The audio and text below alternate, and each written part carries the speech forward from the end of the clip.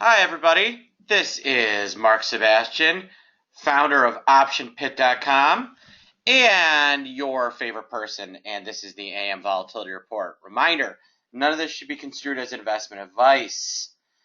If you are thinking to yourself, boy, I like what he's saying. Well, consult your financial professional. All right. This is for educational purposes only. Options have risk. So let's talk about what's going on in the market. But first, hey, guess what? Saturday, April 2nd, trading diagonal spreads and calendar spreads.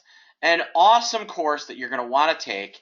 It's a 4-hour course on Saturday from 9:30 a.m. Eastern Time to about 1:30 p.m. Eastern Time. You're going to learn a ton of stuff. In addition, you can catch a replay of my calendar spreads presentation from last night right in the middle. It's a great course, and you'll want to check it out. There's a really big picture of me and a really small picture of Andrew right there. And so go to optionpit.com/calendar, or just click on our events tab and you can check it out. So let's talk about the market. Well, you can see we opened up down nicely. And vol got a little bit of a pop today. A couple of reasons. One, going to a long weekend. Two, vol got oversold. Three, the Federal Reserve needs to learn to shut their mouth. Right? These are people that have a crazy ability to have an inflated pie hole. I mean, the ability of these guys to just release noxious gases that provide no value to the market but do confuse everybody is unbelievable and shocking. And the fact that they came out with their big policy statement and a week later they're all running around like a bunch of headless chickens is telling of what they've become. They, not so much Janet Yellen. It's not her, and maybe even the vice chair. But these Fed governors, they are more interested in hearing the sound of their own voice than they are in managing policy. And everybody wants to seem smart as opposed to just keeping quiet and keeping their heads down and doing their job. It's incredible. And that is what kind of has pushed us a little lower here. You can see the S&P is now off that 2025 level. It's kind of sitting right there. The VIX is over 16, and kind of levels across the board are moving. And there's some good reason. You got transpos having some troubles. You got the airlines with some problems. But you do have names like Priceline and they've got problems. Expedia. And so it's like, that's the other piece is transpos are being affected by what's going on.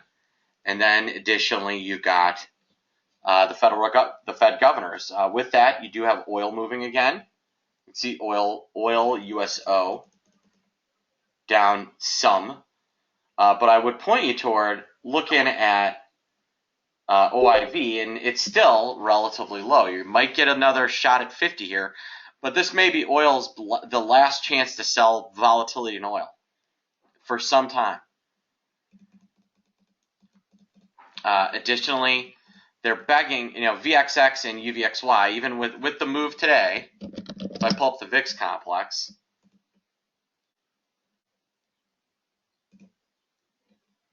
you can still, the contango